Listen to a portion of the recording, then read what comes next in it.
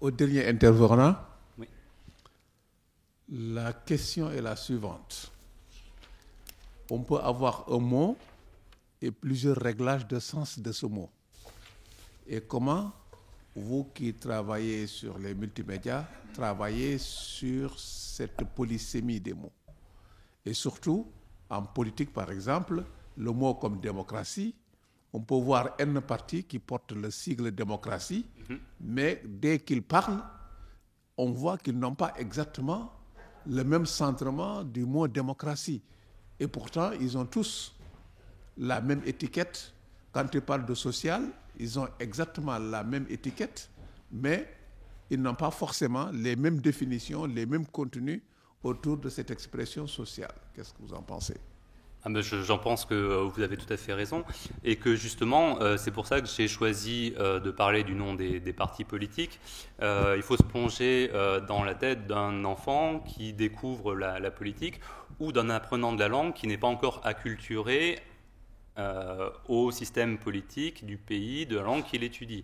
Et justement, il y a des partis qui sont des vieux partis qui ont endossé les valeurs d'un mot à une époque.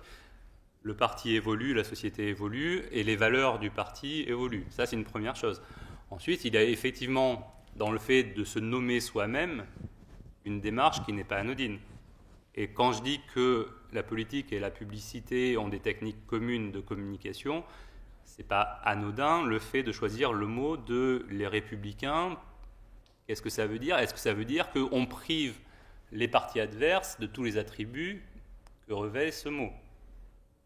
Est-ce que certains partis, ça a été une discussion, qui arborent le drapeau français dans toutes les manifestations, vont priver tous les citoyens et tous les autres partis de ce symbole ? Alors ça, c'est pas à moi à répondre. Moi, je ne fais que comparer des dictionnaires. Mais en tout cas, il est clair qu'il y a une réelle volonté de communication quand on choisit un nom de parti politique. Et c'est pas parce que... vous pouvez me demander ma définition de socialisme et quand un parti s'appelle le Parti socialiste, je peux vous répondre quelque chose qui est relativement peu neutre, ça sera mon point de vue, mais je peux vous dire qu'une certaine frange de ce parti-là n'a rien de social, c'est mon point de vue. Toujours est-il que dans le nom du parti, effectivement, il n'y a pas forcément les traits sémantiques qui vont être dans la définition du mot hors de ce nom de parti. Je ne sais pas si ça répond à la question. Merci. Oui, merci. J'ai une question qui s'adresse un peu à tout le monde, mais peut-être aussi à Franck, notamment par rapport au point de vue. Moi, je me pose toujours la question de la confiance. Parce qu'en fait, quand on ne connaît pas un mot, par exemple, j'arrive d'une autre langue, et j'ai une offre. Je suis pas capable comment je suis capable de construire de la confiance par rapport à toutes ces définitions. Alors c'est sûr que quand on est sur le dictionnaire de l'Académie française, l'aura de l'institution, à tort ou à raison, va m'apporter, disons, un certain crédit de confiance. Mais après, je suis en ligne sur des sites, je ne sais pas trop. Et comment c'est géré ? Comment vous gérez ça, cette question de confiance ? Je peux répondre pour le dictionnaire, puisque je fais un peu le community manager sur Twitter. C'est moi je suis un des gens qui gèrent le compte. Il y a quelque chose qui est très intéressant et que je vois très souvent intervenir sur les tweets, auquel d'ailleurs avec le compte Wiktionnaire j'interviens pas tout le temps, mais c'est des gens qui se confrontent en disant non, ce mot n'existe pas, c'est pas ce bon sens. C'est très constant, c'est tous les jours hein, sur Twitter, des gens qui d'argument en argument, ils viennent à s'en sortir des mots du dictionnaire. Donc il y en a qui sort Larousse, l'autre sort le Robert, l'autre l'Académie, l'autre le Wiktionnaire, le machin. Ce mot existe, tu vois, il est dans le Wiktionnaire. Non, le Wiktionnaire c'est un truc où n'importe qui peut mettre n'importe quoi, il n'existe pas, il n'est pas dans l'Académie et tout. Mais le dictionnaire de l'Académie, il a moins de mots actuellement que le Robert ou le Larousse. Du coup, ça veut dire que tous ceux qui sont dans le Larousse et le Robert n'existent n'existe pas. Qu'est-ce que ça veut dire? En fait, les gens eux-mêmes ont, je pense, des problèmes avec la légitimité. Qu'est-ce qui est le plus légitime, moins légitime? Et il y a une hiérarchie dans les dictionnaires, à peu près. C'est l'Académie d'abord qui dit à peu près quelle est la langue qui doit être dit, ce qui est vrai. Ensuite, il y a Larousse et Robert, les gens ne savent pas trop où le mettre, et le dictionnaire en dernier parce qu'ils le comprennent assez peu. Et alors qu'évidemment, ces dictionnaires décrivent des langues de manière différente, des différents lexiques, on n'a pas la même visée, le même objectif. La plupart des arguments contre le Wiktionnaire, c'est un truc qui est fait par n'importe qui. C'est le même argument qu'on avait sur Wikipédia il y a 10 ans, dans les quelques profs qui n'ont pas changé d'avis depuis encore. Le Wiktionnaire, on a ces arguments-là sur Twitter,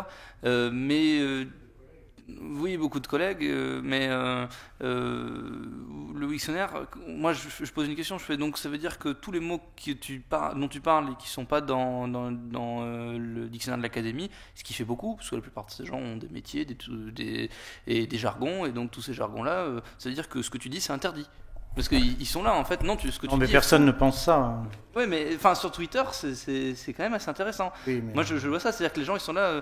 Oui, non, mais ce que tu dis est faux. Donc, ce que veut dire que toi aussi, quand tu parles un jargon, ce que tu dis, en fait, ne devrait pas exister. C'est faux. Mais justement, c'est assez symptomatique, parce qu'en fait, la réponse à ta question, c'est justement pour cette question que s'est construit la notion de référence, qui aujourd'hui est assez critiquée. On dit qu'est-ce que c'est, pourquoi la référence, pourquoi certains décident pour d'autres. Mais en fait, je pense que c'est un besoin qui est venu à un moment donné, et notamment au moment de la généralisation de l'instruction publique, etc. C'est-à-dire qu'à un moment donné, et M. Le Fall en parlait tout à l'heure également, c'est-à-dire qu'il y a l'émergence d'un besoin de référence. Peut-être qu'après, les peuples, je dirais, peuvent s'émanciper par rapport à ça et vivre sans référence, mais c'est quelque chose qui est apparu, je pense, spontanément. Ce n'est pas uniquement une opération de marketing ou une opération commerciale. Et ça me fait penser à on avait fait une étude il y a assez longtemps, je crois que c'était en 2004 au Robert, moi, qui m'avait absolument scotché. C'est qu'on avait fait une enquête, qui était plutôt une enquête marketing, mais qui était une enquête un peu, enfin pas orientée commerciale, sur qu'est-ce que c'était que le dictionnaire. Et dans la tête des gens. Et il s'en dégageait qu'en fait, le dictionnaire, c'était d'une part, oui, enfin, c'est d'une certaine façon, c'est la loi. Mais c'est la loi dans le sens que c'est quelque chose qui empêche la guerre civile. C'est-à-dire qu'à partir du moment où vous avez que le dictionnaire, c'est en fait le garant que les gens comprennent la même chose quand ils emploient le même mot, et que donc ils ont une chance de pouvoir communiquer, et donc ils ont une chance de pouvoir vivre ensemble. Et que s'il n'y avait pas ça, exactement comme ce que tu décris sur Twitter, les gens se bagarraient en permanence. Vous prenez, on connaît ce genre de cas. Toi, tu vas employer le mot Dieu, moi je vais employer le mot Dieu, on n'aura pas la même chose en tête. Ça, on peut le comprendre sur un certain nombre de mots. Mais si moi je dis que ça c'est une bouteille et toi tu dis que ça n'est pas une bouteille, on va se taper dessus tout de suite. Donc il y a quelque chose de très très profond dans cette idée-là. C'est pas juste une histoire d'autorité et de vouloir qu'il y ait une autorité qui décide. C'est quelque chose de beaucoup plus profond qui est vraiment... c'est un des garants de la solidité de la société, quoi. C'est simplement qu'on peut communiquer, on peut réussir à communiquer, en fait. Et pour ça, il faut qu'il y ait quelque part écrit qu'on est d'accord sur un certain nombre de choses. De la même façon que la Constitution dit qu'on est d'accord sur une certaine idée de l'égalité, de la fraternité, que les femmes et les hommes sont égaux. Il faut que ça soit écrit quelque part pour qu'on puisse cohabiter, quoi. Donc il y a quelque chose de très profond dans cette histoire de référence qui est quelque part la notion de loi. Alors peut-être qu'un jour, dans quelques siècles, on n'aura plus besoin de ça. Mais... Oui, mais cette histoire de point de vue, en fait, et justement, elle est peut-être parfois critiquée parce que justement, on s'attendrait à ce qu'il y ait une neutralité. C'est-à-dire que les gens sont toujours étonnés de constater qu'il y a des différences dans les définitions des dictionnaires. Parce qu'ils pensent qu'a priori, c'est la loi. Et donc, il n'y a qu'une loi. Sur la notion de confiance, c'est pour ça que je parle du traitement de l'information aussi. Quand vous lisez un article dans un journal, quand bien même ce soit Le Monde ou quelque chose comme ça, comment vous faites confiance, comment vous ne faites pas confiance? C'est pour ça que j'encourage, moi, à aller voir les définitions de plusieurs dictionnaires. S'il y a consensus, a priori, il n'y a pas trop de problème. Mais sinon, aller confronter les définitions, mais également aller voir l'usage qui est fait des mots dans, par exemple, Lingui ou des choses comme ça, qui va vous donner une liste de phrases dans lesquelles apparaissent ces mots. Par ailleurs, les exemples que j'ai choisis, ils ne sont pas anodins. Je savais où aller chercher, d'une part. Je sais où est-ce qu'il y a de l'idéologie, parce qu'il y a des gens qui ont travaillé sur les dictionnaires avant moi, ça c'est clair, qui ont décrit là où on s'attend à trouver du point de vue. Alors en revanche, la notion de référence, comme le dictionnaire de l'Académie, où il n'y aurait pas de point de vue, ben si, certainement. On a l'habitude de dire, par exemple, que dans les technolectes, donc les termes techniques ou spécialisés, c'est là qu'on ne va pas trouver de point de vue, et que donc, à partir du moment où c'est de la terminologie, il n'y a pas de point de vue. Bien sûr que si. Bien sûr que si, il y a du point de vue. D'abord, là, on a parlé des disciplines politiques, économiques, où on va trouver l'idéologie, mais même dans des sciences, on va dire, dures, il y a des points de vue, il y a différentes écoles.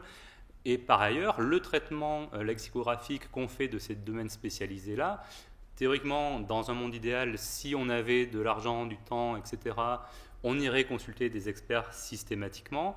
Je pense que ce n'est pas forcément le cas, et quand je regarde moi le traitement qui est fait des entrées concernant l'informatique, où moi je me positionne comme expert, je peux vous dire qu'il y a des choses à redire sur l'exactitude d'une part, mais même sur l'idéologie. Il y a des cas comme ça qui font école sur quelle connotation est-ce qu'on va donner à hacker, des connotations qui évoluent en plus aujourd'hui, quoi. Ou quand on va parler de micro-paiement, par exemple, micro-paiement, c'est le paiement d'une faible somme d'argent par des moyens électroniques. Bon, très bien, moi je ne comprends pas pourquoi il y a ce terme-là et pourquoi il n'y aurait pas un mot qui voudrait dire paiement de sommes astronomiques par des moyens électroniques. Mais il se trouve que les micro-paiements, ça pose certains problèmes. Et si on cherche dans des dictionnaires spécialisés, rédigés par des amateurs, mais spécialistes d'un domaine, mais qui ne se tiennent pas à une contrainte de neutralité, on va voir que c'est des banques qui veulent prendre de l'argent à chaque fois, etc., et que ça pose problème. Donc, ça ne donne pas forcément une définition du terme, mais on voit ce qui peut être polémique ou pas, ou quelles sont les connotations données à des mots. Ça, c'est vraiment l'utilisateur qui doit savoir ce qu'il cherche, qui doit connaître ses outils. Alors pour le coup, moi, je viens du domaine du traitement automatique des langues. Je sais que les outils ne sont pas parfaits et j'apprends aux étudiants quels sont leurs travers pour se méfier des outils. Il ne faut pas ne pas utiliser d'outils. Par contre, quand on les utilise, il faut les connaître pour savoir quel type d'erreur on doit s'attendre.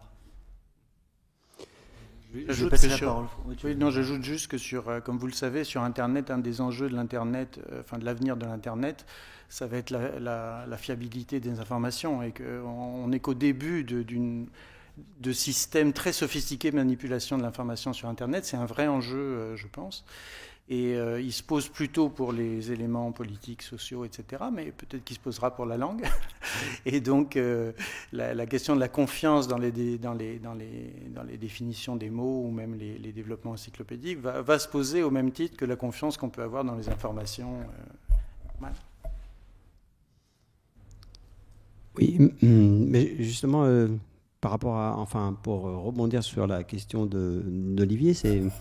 moi, ce qui me turlupine, tarabiscote, c'est que ça arrive toutes ces questions-là arrivent à un moment où justement cette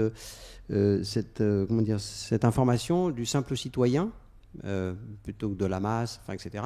Par exemple, dans la présentation de tout à l'heure, c'est des chiffres. 2006, tant de machins, etc. On arrive à 3 millions, et puis 7 millions. Et puis... Donc on est vraiment dans le monde actuel. Plus ça monte vite, et plus c'est extraordinaire. Et puis d'un autre côté, on se pose la question de, effectivement, comment le simple citoyen, comment la garantie du simple citoyen, au moment où de plus en plus de monde vont avoir accès à la connaissance, mais je ne parle pas de notre pays, je parle du monde entier, par ces nouvelles technologies, justement. Comment on peut garder confiance dans cette... parce que, bon, tu as repris tout de suite avec un espèce de... Oui, mais il y a des gens qui vont contre nous, machin, qui contredisent, qui sont pas sûrs, qui nous disent c'est faux, etc. C'est pas du tout la question, c'est comment entre nous, déjà, garantir la question qu'aucun des citoyens que je fréquente au quotidien se pose. Hein. Le mec, ils ont des enfants, ils vont à l'école, ils vont chercher des trucs sur Internet. Ils se posent même pas la question de savoir si c'est juste ou c'est pas juste. La quasi-totalité de gens que je fréquente, mais moi je fréquente des gens, c'est vrai, avec qui je fais le marché, des gens normaux. Alors, donc du coup, ces gens-là, moi je me dis, mais comment peut-on faire pour leur garantir effectivement une confiance ? C'est à nous de le faire au départ, et c'est vrai que quand je vois tout ce qui se passe, ça va très très vite. Oui, je ne sais pas si c'est une question de règles ou je ne sais pas comment il faut faire. C'est une question d'éducation. Je pense que la réponse à votre question, c'est juste l'éducation. Hein. Mais l'éducation... Il est urgent d'apprendre à nos enfants à se servir d'Internet. Oui, mais attendez... Je suis d'accord avec ce point de vue. Non, mais attendez, ça me fait rire parce que moi, j'aime bien l'histoire. Il est toujours urgent de... C'est ce qu'on a dit, etc. Il y a des fois, ça a pris quelques décennies, voire des fois des siècles. Là, on n'a pas le temps du siècle. Ce que je veux dire, c'est qu'on n'a pas le temps. Moi, j'ai pas le temps du siècle. Par exemple, monsieur est spécialiste dans l'informatique, etc. Moi, à la maison, par exemple, j'ai un Mac, etc. Je n'y connais rien dans l'informatique. Alors, vous me parlez d'éduquer mes enfants, mais comment je fais pour éduquer mes enfants alors que moi, j'ai déjà besoin d'une grande éducation pour comprendre comment moi-même, je dois travailler sur cet outil que j'utilise tous les jours. C'est-à-dire que les choses vont beaucoup plus vite et vous dites c'est l'éducation. Alors, renvoyer à un simple citoyen couillon comme moi, c'est l'éducation, monsieur, bah, très bien. Non, je ne dis pas ça pour vous renvoyer la balle. Hein. Comment je fais ? C'est un problème collectif. Parce que c'est vraiment une question que je me pose. Hein. J'ai déjà eu cette question aussi quand j'ai fait une conférence sur Wikipédia, et en soi c'est pas seulement propre au Wiktionnaire, c'est Wikipédia, c'est l'enjeu des 15 prochaines années de la fondation Wiki. L'enjeu, c'est l'éducation. C'est-à-dire que éduquer les gens à Wikipédia, c'est éduquer les gens à avoir un esprit critique, à ne pas croire Wikipédia aveuglément. Et c'est exactement pareil avec le Wiktionnaire. Et c'est en fait les éduquer à l'esprit critique sur Internet de manière générale. C'est une question d'éducation, d'accord. Maintenant, c'est vrai que nous, on a mis quand même des règles en place. La totalité des modifications anonymes du Wiktionnaire est relue. Wikipédia, c'est quasiment toutes. Qu'est-ce qu'on peut faire de plus, nous, en tant que contributeurs sur ces projets-là c'est là-dessus qu'on est. Moi, je veux bien être prof là-dessus. C'est vrai que c'est une question de société. Hein. Non, je sais bien.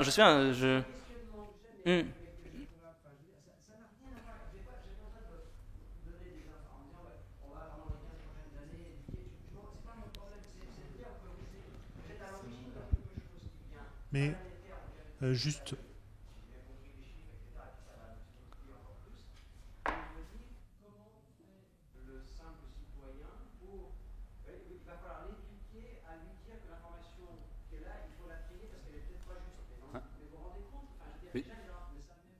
Mais c'était déjà le cas avant, monsieur. Oui, ça a toujours été le cas. Oui. Oui. Oui, puis ça ne concernait pas autant de gens aussi.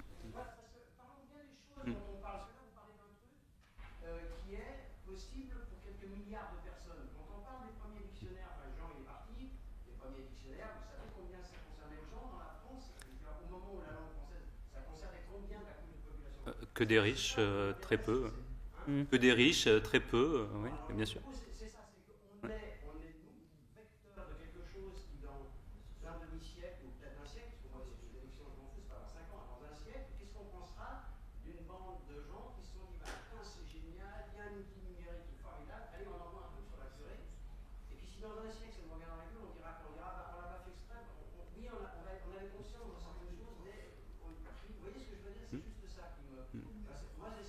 Non, mais je suis tout à fait. Moi, je souscris tout à fait à ce point de vue. Et quand je parle d'éducation, effectivement, vous avez raison. C'est-à-dire que c'est pas même uniquement l'éducation Internet, c'est l'éducation en fait comment dire, aussi à l'économie d'Internet, par exemple. C'est-à-dire, il faut que les gens prennent conscience, par exemple, que ce qui est gratuit sur Internet, c'est pas gratuit, c'est gratuit en échange de quelque chose.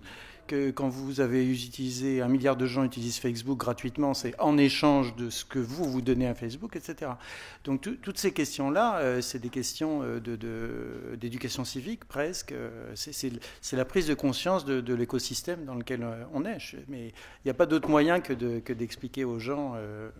Oui. Ça, bon, l'intérêt d'Internet, je trouve, c'est que c'est aussi le lieu des contre-pouvoirs. Donc voilà, il peut émerger aussi des contre-pouvoirs, heureusement. Alors, j'ai pas une réponse à vous apporter, mais je vais juste en ajouter à votre inquiétude en disant qu'on a tendance à dire aujourd'hui que les jeunes générations sont nées avec un ordinateur dans les mains à l'époque d'Internet, etc. C'est vrai, ils l'utilisent tous les jours. Par contre, ils comprennent rien à comment ça marche. Les générations qui ont vu arriver l'informatique et Internet ont encore du recul là-dessus, ont vu certaines dérives, comprennent comment marche le truc, même si c'est de plus en plus compliqué. Aujourd'hui, je vois même les étudiants en Master 2, le recul, c'est compliqué. Oui, je voulais juste rajouter, et je te passe ensuite une remarque qui est que on est englobé dans des systèmes, enfin on est situé dans des systèmes qui nous englobent et qui génèrent des points de vue que l'on partage sans même s'en rendre compte.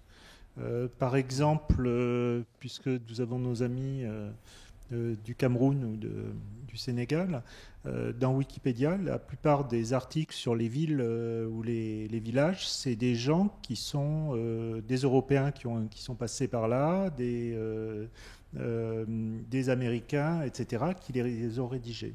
Et du coup, on a tout à fait des points de vue qui sont et qui nous choquent pas, parce que de toute manière, c'est aussi nous qui consultons mais ces informations-là, elles sont complètement, on peut pas vraiment leur faire confiance. C'est des points de vue qui sont particuliers sur des objets sur lesquels il manque les points de vue des gens qui y habitent.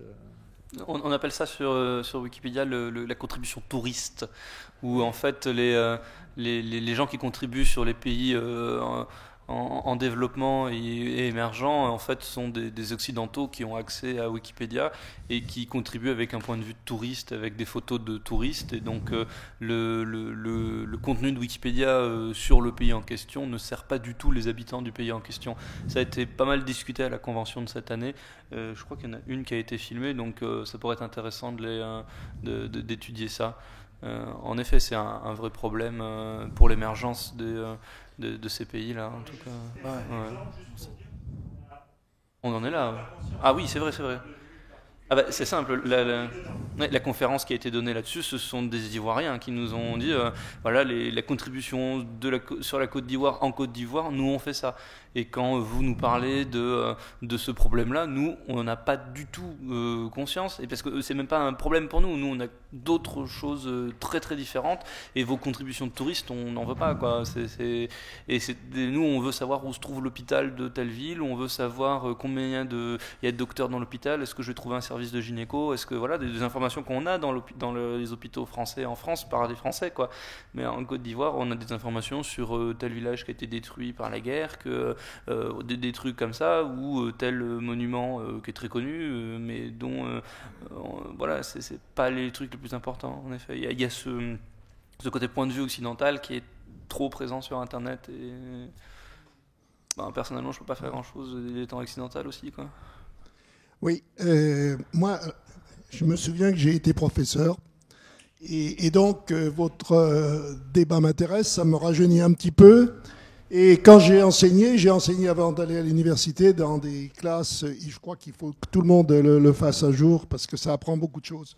Or, j'ai été confronté à ce que vous venez d'expliquer, c'est-à-dire qu'il faut enseigner à des enfants, quoi, ou adolescents, la langue française. Or, je m'étais rendu compte que souvent, les inspecteurs conseillaient aux professeurs de français d'expliquer des mots compliqués.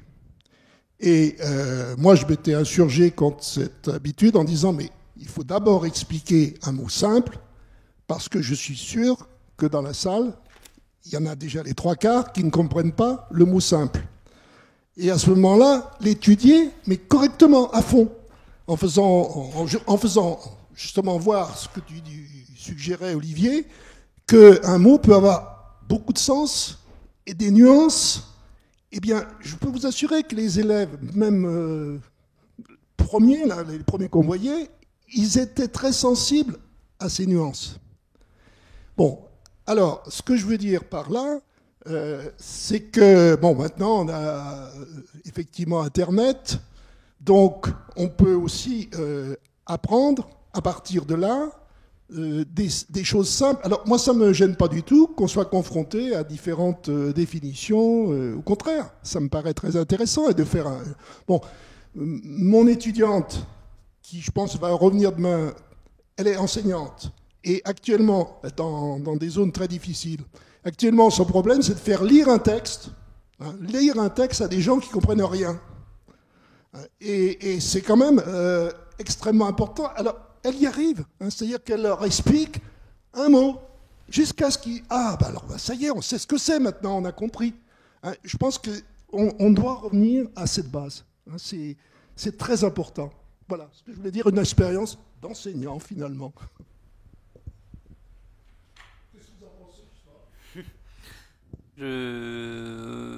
Pour le dictionnaire, il y a pas mal eu d'usages pédagogiques qui a été fait et en tant qu'outil, à l'instar d'autres dictionnaires. En soi, c'est pas la première fois qu'un dictionnaire est utilisé en usage pédagogique.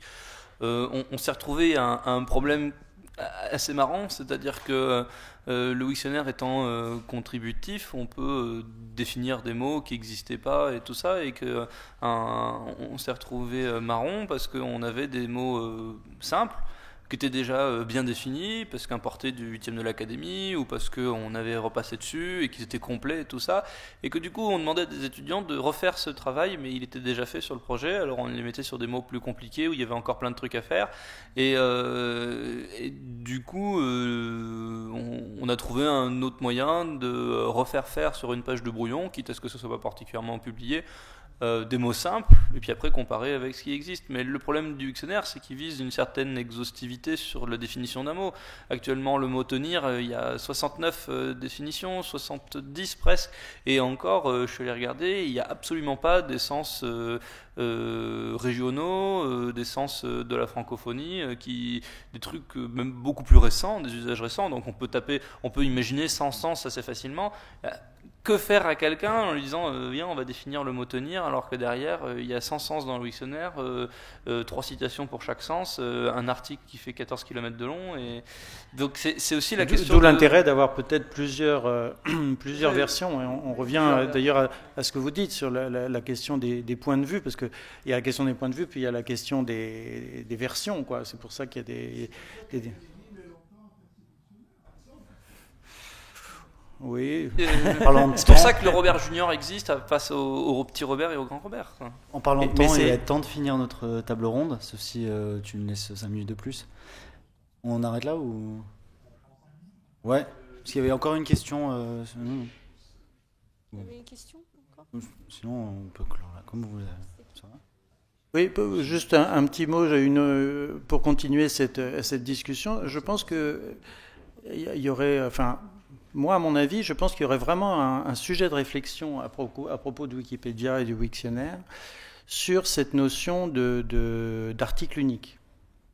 Bon, c'est quelque chose qui est fondateur dans Wikipédia depuis l'origine, c'est-à-dire il a été décidé à un moment donné qu'il y avait une seule version de l'article Napoléon, une seule version de l'article tenir dans le dictionnaire, etc. Il y a une seule version de chaque élément. Bon, après, la structure permet de faire des sous-articles ou des articles complémentaires, etc. Et ça, par rapport à la discussion qu'on a, la question de référence et ce que disait monsieur là, je me demande si c'est pas finalement très restrictif, et si ça maintient pas ou si ça introduit pas dans la tête des jeunes générations l'idée que justement il y a une question et une réponse. Et donc il n'y a pas de point de vue, il n'y a pas de variation du point de vue. Et ce que décrivait Franck sur les différences de traitement dans les dictionnaires, quelque part c'est très instructif. Et puis quand vous comparez un dictionnaire ancien, un dictionnaire moderne, on voyait l'article femme tout à l'heure, c'est extraordinaire. Enfin, je veux dire, c'est très enrichissant. Heureusement qu'il n'y a pas un seul article femme dans toute l'histoire de l'humanité. Enfin, je veux dire, ça fait comprendre plein de choses, je trouve, le fait même qu'on réagisse. Donc je pense que c'est cette idée que Wikipédia a installée de dire finalement il y a un seul article, il y a un seul point de vue qui est plus ou moins la somme des points de vue à un instant T d'une communauté X ou Y. Est-ce que finalement on ne devrait pas essayer d'introduire une notion de pluralité de points de vue ? Et quand je dis pluralité de points de vue, ça veut dire aussi une autre notion, c'est-à-dire plusieurs versions courtes, versions longues. C'est-à-dire, je ne sais plus qui a dit ça ce matin, je veux savoir ce que veut dire démocratie en 3 lignes, et je veux savoir ce que veut dire démocratie avec 15 citations, ou je veux 25 pages sur démocratie, etc. Ou je veux un livre de 600 pages sur démocratie. Enfin... L'importance des citations, c'est ça, parce que quand on lit les citations des auteurs, on se rend bien compte, comme le dictionnaire nous les montre bien, que chaque citation, finalement, n'a pas tout à fait le même sens. Mais elles sont absolument faites pour. Dans le Grand Robert, par exemple, les citations sont faites pour relativiser le point de vue de la définition. C'est fait pour. Dans le dictionnaire aussi. que tu dis sur les différentes versions d'un même article, il y a au moins un projet qui existe pour la Wikipédia anglaise, qui est l'adaptation justement à un public donné, qui est les enfants, et c'est le Wikipedia in Simple English, donc rédigé dans un vocabulaire plus facilement compréhensible. Il y a Wikidia qui existe en français et qui est une Wikipédia qui est écrite par des enfants de 8 à 13 ans, dont les administrateurs sont des enfants de 8 à 13 ans et des adultes, et qui fonctionne merveilleusement bien dans le milieu scolaire. Et on a découvert le Dico des ados très récemment, dont on voudrait bien promouvoir la chose, parce qu'on est tout à fait conscient du fait que l'exhaustivité n'est absolument pas digérable pour la totalité de la population.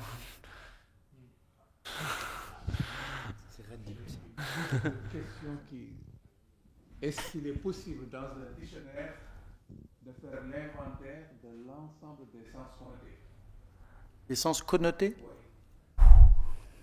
Est-ce qu'il est possible dans un dictionnaire de faire l'inventaire des sens connotés? Vous voulez dire pour le lexicographe de recenser tous les mots connotés, ou pour l'utilisateur du dictionnaire d'avoir accès à tous les mots?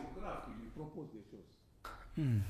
Sur le dictionnaire, ça devrait être faisable si on arrive à les cocher en associant pour chaque sens, en disant ceci est connoté, ceci n'est pas connoté. Il faut les étiqueter, mais... Il faut les étiqueter. C'est ce que Vian contredira en créant une nouvelle connotation. Sûr. Je pense que le travail du lexicographe rattrapera jamais. Mais le problème, c'est que les connotations ne sont pas toujours conscientes. Par exemple, dans le Petit Robert, il y a eu tout un travail de fait à un moment donné, il y a déjà quelques années, pour revoir l'intégralité des termes relatifs aux religions, et notamment à la religion catholique. Et on a découvert des dizaines de définitions qui étaient connotées religion catholique, qui ont été réécrites en disant dans la religion chrétienne ou dans la religion catholique, blablabla. Bla. Donc c'est-à-dire qu'il y avait une connotation implicite qui est devenue explicite. Mais voilà, c'est un travail très important. D'autant que la connotation évolue dans la langue, donc il faut maintenir à jour les dictionnaires, et le tout, c'est pas de les écrire, mais également de les maintenir à jour, effectivement. Et donc là, c'est...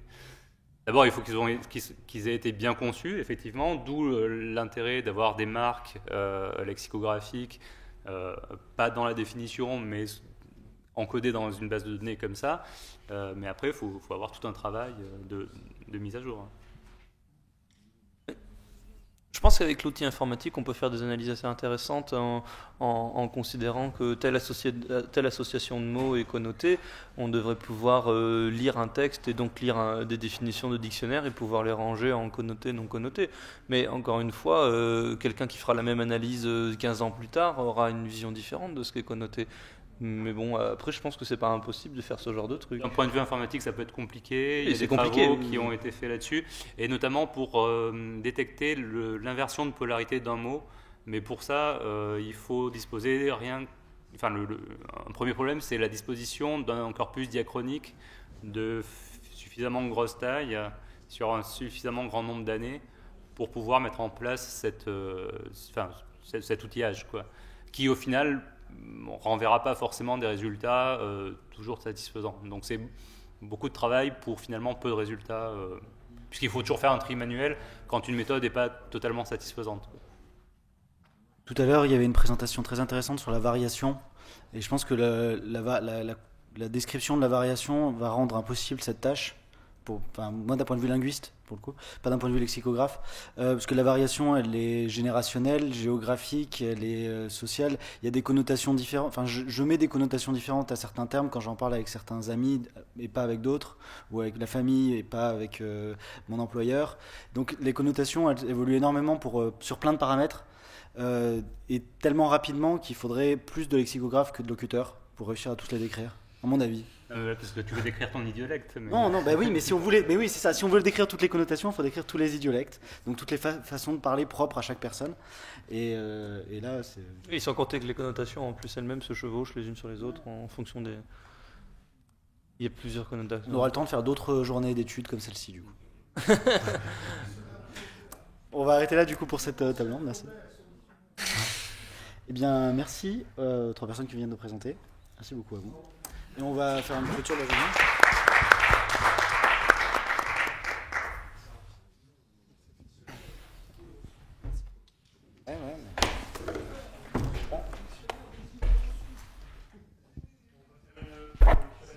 Oui.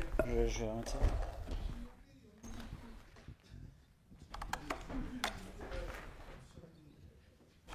Bon, en théorie, on parle chacun une demi-heure pour conclure.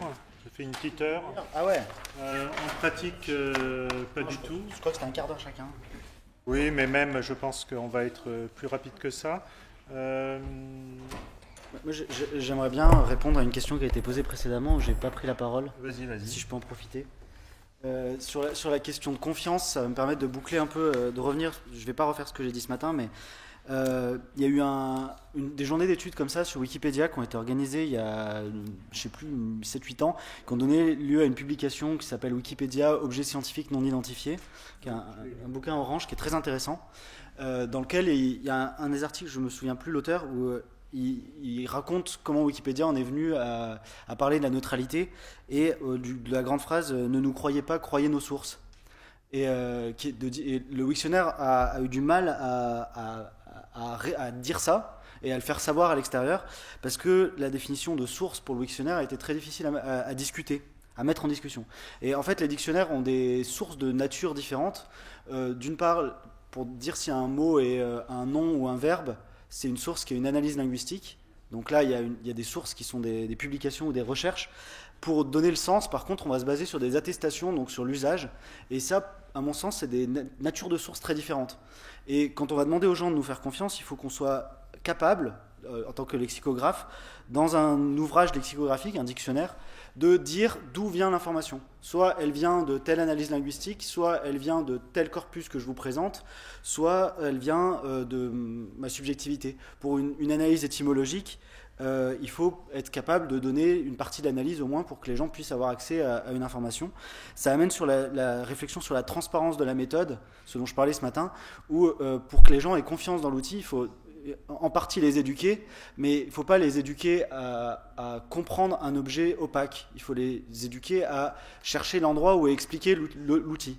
Et ça, c'est quelque chose où, de la part des personnes qui produisent des outils, ou là des dictionnaires, il faut qu'on soit plus en mesure de documenter notre propre pratique, de la réfléchir en des termes plus simples, de réussir à construire un vocabulaire pour parler de notre propre activité, de décrire quelles sont nos activités, d'avoir des mots pour les différents métiers, des mots pour les différents objets, parce qu'on parlait de différents dictionnaires, tout s'appelle dictionnaire. Il y avait la proposition d'inventaire que je trouvais très intéressante, puisque justement il y a une recherche d'avoir une définition propre à un objet spécifique. Et je pense qu'on a un rôle à jouer dans l'éducation qui est de nous éduquer nous-mêmes pour mieux éduquer et de documenter notre propre pratique. Voilà, je voulais apporter une autre réponse sur la question tout à l'heure. Merci beaucoup. Donc on va se partager un peu la parole là-dessus. Moi j'ai pris quelques notes durant cette journée. Vous avez compris que je ne suis pas du tout du domaine, donc je vais avoir un regard peut-être un peu naïf et un peu extérieur sur ces questions. J'ai été quand même impressionné par la densité et l'intérêt, en tout cas, des présentations et même des échanges. Si j'avais à résumer, je dirais que finalement, le dictionnaire, c'est un objet complexe. Et je pense, en 2 mots, ça peut être résumé comme ça. J'y vois aussi, et c'est une réflexion qui est venue en vous écoutant, j'y vois aussi une espèce de boucle où on part finalement de cet objet qu'est le dictionnaire, qui est, on l'a compris, en fonction des technologies, ça peut être extrêmement différent. L'objet papier, c'est pas du tout l'objet électronique qui se présentera sous des formes multiples, mais base de données avec des instances particulières. Cet objet-là est basé sur des savoirs, sur les mots en fait, qui sont et donc je découvre des points de vue aussi. J'avais pas réfléchi à ça, mais ça me paraît tellement évident maintenant. Donc ces savoirs sont orientés. Ces savoirs sont eux-mêmes basés sur la langue. Donc on a cette espèce de boucle là, parce que la langue, elle dépend d'utilisateurs qui sont les locuteurs de cette langue, de ces langues. On peut le dire comme ça, qui eux-mêmes, enfin une partie d'eux-mêmes, vont produire tous ces savoirs, ces savoirs sur la langue, donc cette lexicographie et cette dictionnaire. Les mots sont difficiles là, enfin donc ces dictionnaires à la fin. Et donc on a cet objet qui finalement est dans des modalités différentes, dans des modalités physiques en tant qu'objet, mais des modalités aussi différentes en termes de description des savoirs, et dans une épaisseur qui est historique, puisqu'il s'agit finalement, quand on regarde un dictionnaire, il s'agit de mots qui se sont sédimentés depuis des siècles. Certains ont été abandonnés, d'autres sont introduits. On a bien compris que les mots nouveaux, finalement, c'était plus la partie marketing, mais quand il y a des mots nouveaux qui arrivent, il y en a qui disparaissent, d'autres qui se transforment. Donc on est dans cette dynamique. Une histoire donc longue, qui est complètement liée aux usages, l'usage étant important, mais l'usage allant avec son complice qui est la norme, et la navigation se fait sur des dynamiques particulières qui peuvent être très politiques d'ailleurs.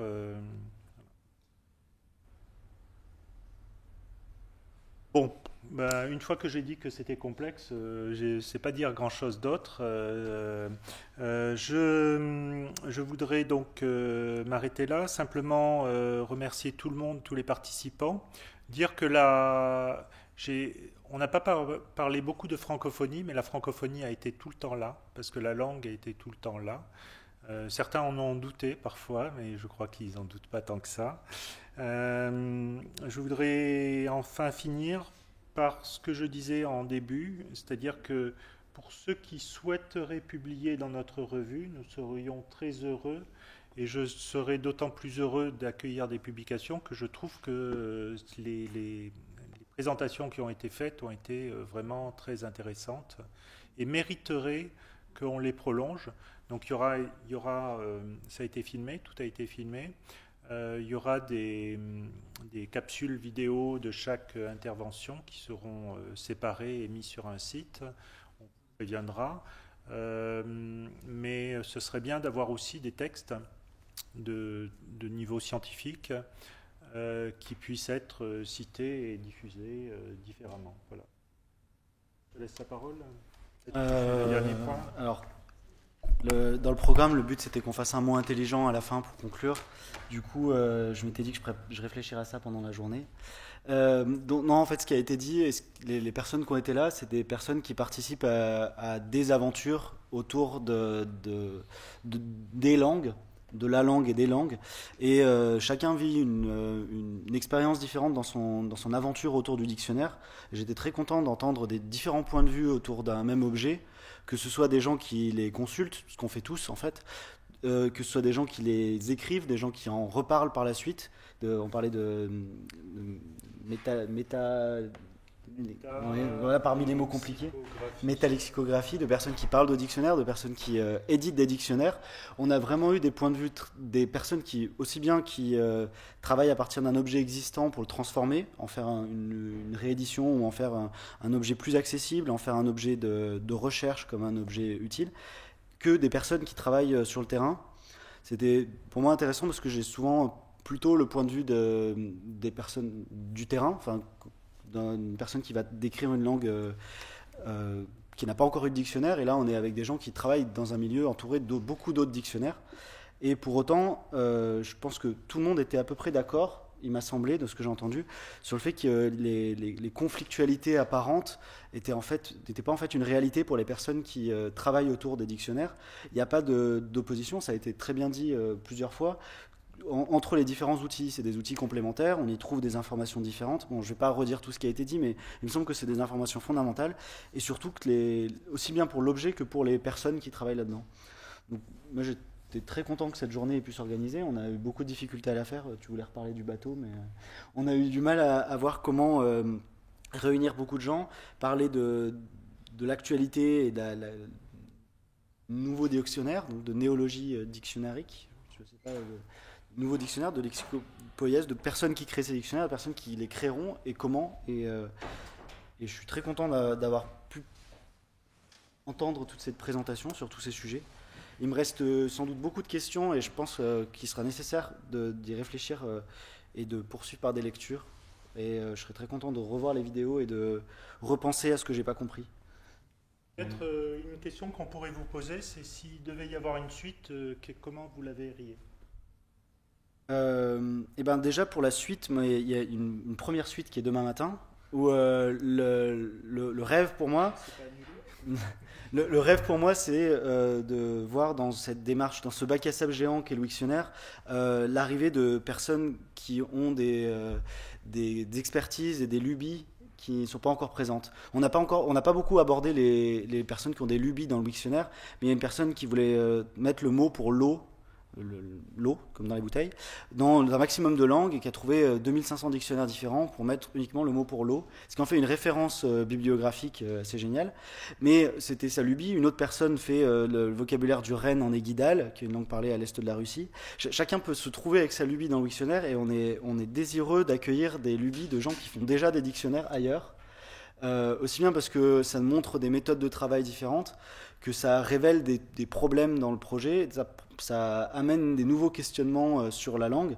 Et donc, une des suites pour moi, ça sera de voir si des gens vont se réunir autour de projets existants. Aussi bien le dictionnaire de l'Académie des sciences d'outre-mer ou Future Académie, quel que soit son nom, quelles personnes vont s'agréger autour de ce projet-là, quelles suites vont être données à l'inventaire des mots, des particularismes, qu'est-ce qui va subvenir de tout ça? Je pense que les suites qu'on pourra trouver vont être des rencontres entre ces différentes idées, entre des archives qui existent partout et des gens qui ont les compétences pour en faire quelque chose.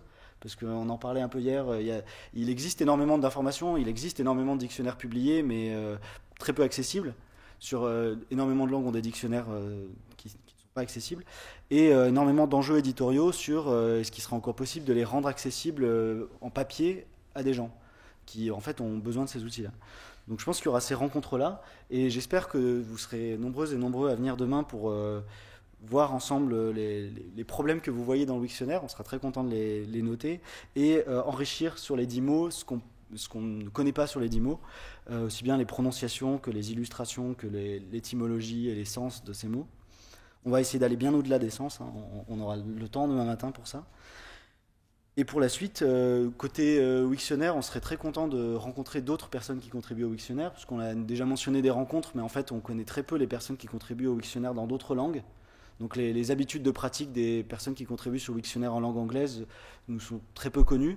Donc ça, on aimerait réussir à faire se rencontrer un public plus large, et continuer à faire de la vulgarisation, de la subjectivité dans les dictionnaires et du travail de dictionnaire. En fait, on s'est posé la question s'il y avait beaucoup de conférences de présentation des dictionnaires au public. Parce que Lucas fait plein de présentations du Wiktionnaire, et on s'est dit, mais en fait, on voudrait présenter même le travail de lexicographe au grand public. Dans les TED Talks, à ma mémoire, il y en a une ou deux qui parlent de lexicographie, peut-être 3 maintenant, en langue anglaise. Il n'y en a pas en langue française, et je pense qu'on est assez nombreux qu'on a été nombreux aujourd'hui toute la journée à discuter de ça, ce qui pourrait donner naissance à un manifeste commun. Manifeste n'est peut-être pas un mot adéquat, mais une synthèse de qu'est-ce que c'est que ces métiers, qu'est-ce que c'est que ces savoir-faire, ces pratiques et ces objets dont on parle. Voilà pour quelques propositions. Il y en a d'autres. On a évoqué peut-être travail avec l'académie, les académies, sans dire dictionnaires qui ont été évoqués aujourd'hui. Et peut-être des projets en Afrique et aussi actualisés. Ce serait intéressant, moi je m'intéressais de savoir comment le Wiktionnaire est perçu en dehors du monde occidental, quelle est son accessibilité sur Internet. Honnêtement, en tant que patrouilleur, je vois des mots de langue africaine à des gens qui traduisent du lingala, d'autres langues dont le nom vous ne connaissez pas avant de vérifier que c'était bien une langue qui existait. Et en soi, c'était une langue d'Afrique. Donc je sais qu'on est lu par des Africains, je sais qu'on est lu par des Sud-Américains, mais je ne sais pas, je ne connais ni leur avis, ni leur profil, ni quel est le matériel avec lequel ils nous consultent. dessus, puis comment est-ce qu'ils perçoivent le dictionnaire. Est-ce que c'est pas la même chose que sur Twitter? Sur Twitter, c'est une partie de la population qui se bat avec des mots, mais est-ce que c'est la même chose, le même problème dans ces autres pays? Est-ce qu'on a... Voilà, personnellement, je serais intéressé pour avoir ce genre d'enquête, ce genre de résultat, pour l'améliorer, pour que le dictionnaire soit aussi leur dictionnaire à eux. Un exemple dont on n'a pas parlé aussi, c'est qu'il y a eu un projet financé pour faire une Wikipédia en Atikamekw, qui est une langue parlée au Canada, et dans la foulée, ils sont en train de faire un Wiktionnaire de cette langue, donc un dictionnaire collaboratif de cette langue alors, politiquement correct au Canada, je crois qu'ils parlent de peuple premier, ou indigène, enfin quel que soit le terme que vous souhaitez utiliser pour parler des gens qui étaient là avant la colonisation occidentale.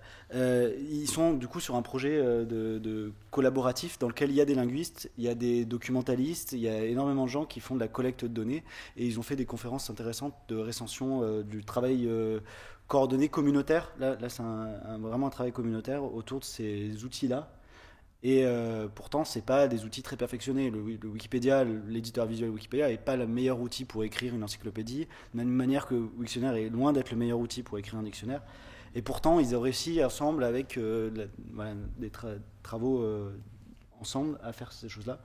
Donc je pense qu'il y a ces dynamiques-là qui ont pour l'instant été menées là, sur un projet pilote, on peut dire, en Amérique du Nord, pourraient être menées partout dans le monde, sur les 6 à 10 000 langues du monde, aussi bien que dans les régions francophones sur les Français. Et je pense qu'un des enjeux des Wiktionnaires, c'est d'avoir les prononciations en français pour chaque mot, avec 20, 30 prononciations différentes pour toutes les grandes régions de prononciation de la langue. Ça, c'est actuellement, les prononciations Wiktionnaire, il y en a une ou deux et c'est nul, quoi. Enfin, il en faudrait vraiment une diversité qui réponde vraiment aux usages.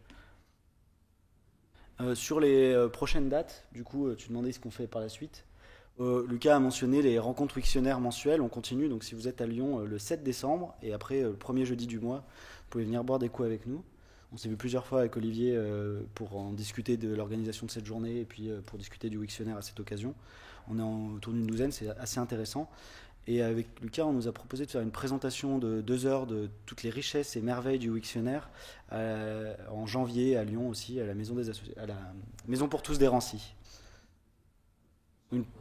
Une présentation qu'on a déjà donnée au musée Mundo Lingua à Paris, qui est un musée dédié aux langues, et à Strasbourg. Voilà nos prochaines dates de l'autre côté. Merci en tout cas. Merci.